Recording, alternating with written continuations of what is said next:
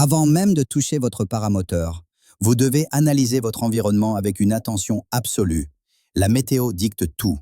Vérifiez la force du vent, sa direction précise, l'aérologie locale, consultez les NOTAM et identifiez les zones réglementées. Votre sécurité commence ici. Votre équipement personnel mérite une inspection minutieuse. Casque correctement attaché, chaussures lacées sans aucune boucle pendante qui pourrait s'accrocher, radio chargée et testée, GPS et variomètre opérationnel. Chaque détail compte pour votre protection en vol. Identifiez clairement votre cône de sécurité au décollage. Cette zone doit être parfaitement dégagée de tout obstacle, personnes ou animaux. Visualisez mentalement votre trajectoire initiale. Anticipez les turbulences mécaniques et préparez votre plan d'urgence en cas de problème. L'inspection de votre voile commence par son étalement soigneux sur le sol. Examinez attentivement l'extrado et l'intrado à la recherche de la moindre déchirure, même minuscule. Vérifiez que les caissons ne contiennent aucun débris, comme des feuilles ou des brindilles. Les suspentes sont les lignes vitales qui vous relient à votre aile. Inspectez chacune d'entre elles méticuleusement. Recherchez tout nœud, même petit, toute trace d'usure ou d'effilochage. Une suspente fragilisée peut céder en vol avec des conséquences dramatiques. Vérifiez ensuite les maillons rapides qui connectent vos suspentes aux élévateurs. Ils doivent être correctement serrés et sans signe de corrosion. Un maillon mal fermé représente un risque majeur de déconnexion partielle de votre voile pendant le vol. Les élévateurs méritent une attention particulière. Vérifiez l'état des coutures qui doivent être intactes et les trims qui permettent d'ajuster la vitesse de votre aile.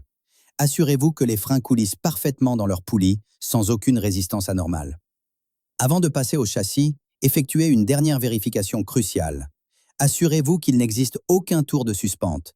Ces croisements peuvent bloquer vos commandes en vol et vous faire perdre le contrôle de votre trajectoire de manière soudaine. Le châssis constitue la structure porteuse de tout votre équipement. Contrôlez minutieusement la fixation du bloc moteur sur cette armature. Vérifiez également que votre sellette est solidement arrimée. Chaque boulon et chaque sangle doit être parfaitement sécurisé. La cage de protection autour de l'hélice doit être intégralement montée et correctement fixée. Le filet de sécurité tendu sans zone relâchée. Les crosses doivent être parfaitement centrées et verrouillées dans leur position. Cette barrière protège votre vie et celle des autres. Inspectez maintenant votre sellette avec une attention extrême. Examinez l'usure des sangles principales et secondaires. Vérifiez l'intégrité de toutes les coutures. Une défaillance de sellette en vol vous priverait de tout support et de toute possibilité de contrôle.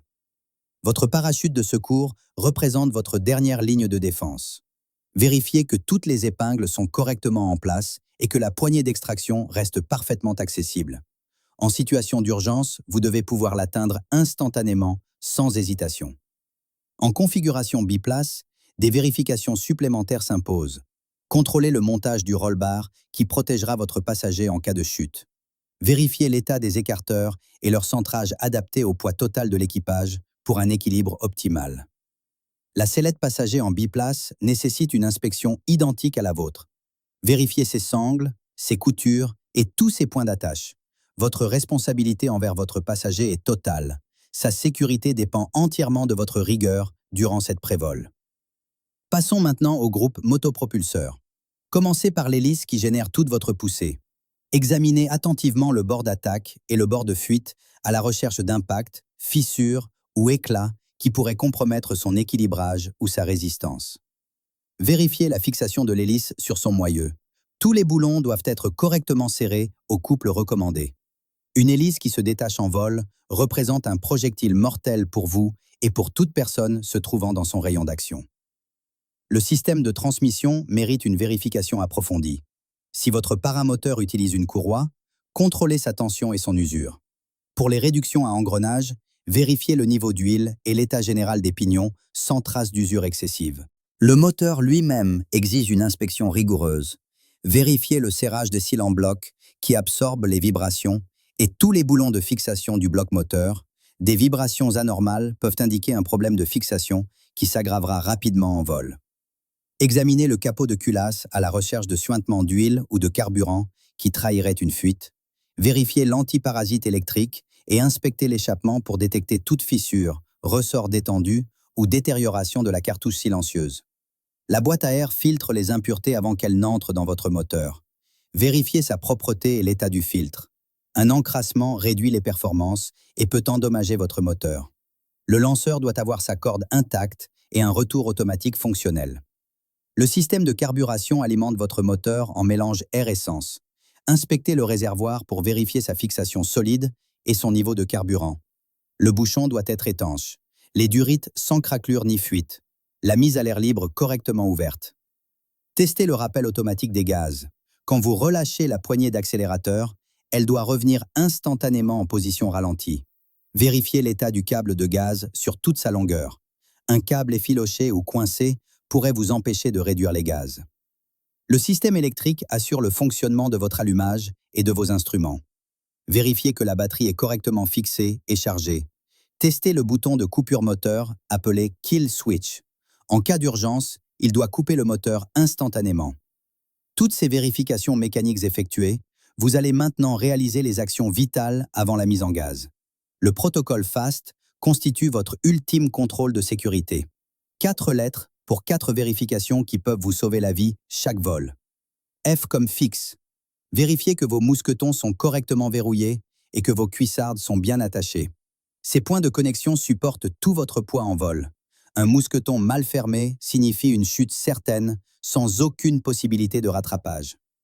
A comme attache. Assurez-vous que vos élévateurs sont parfaitement libres, sans aucune clé ni croisement. Une clé dans les élévateurs bloquera vos commandes et vous privera de toute capacité de pilotage dès que vous quitterez le sol pour prendre votre envol. S comme secours. Effectuez une vérification ultime de votre poignée de parachute de secours. Elle doit être accessible et prête à l'extraction. Ce geste de contrôle doit devenir un automatisme ancré dans votre mémoire musculaire avant chaque décollage sans exception. T comme tension. Effectuez une vérification visuelle finale de votre voile parfaitement étalée. Confirmez l'absence totale de passants, objets ou personnes dans la zone de l'hélice.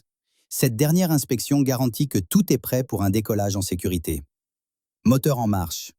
Avant de solliciter les gaz pour le décollage, vérifiez une dernière fois qu'aucune commande ne bloque, que les freins répondent correctement et que votre trajectoire de décollage reste parfaitement dégagée de tout obstacle mobile ou fixe.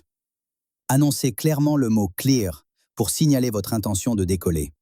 Ce signal universel avertit toutes les personnes présentes que vous allez mettre les gaz. Attendez une confirmation visuelle que la zone est sécurisée avant d'engager votre course au décollage. Cette prévole complète vous semble peut-être longue, mais elle deviendra rapide avec la pratique. Chaque étape vérifiée réduit considérablement les risques d'incident. Les pilotes expérimentés ne sautent jamais cette procédure, car ils savent que leur vie en dépend totalement.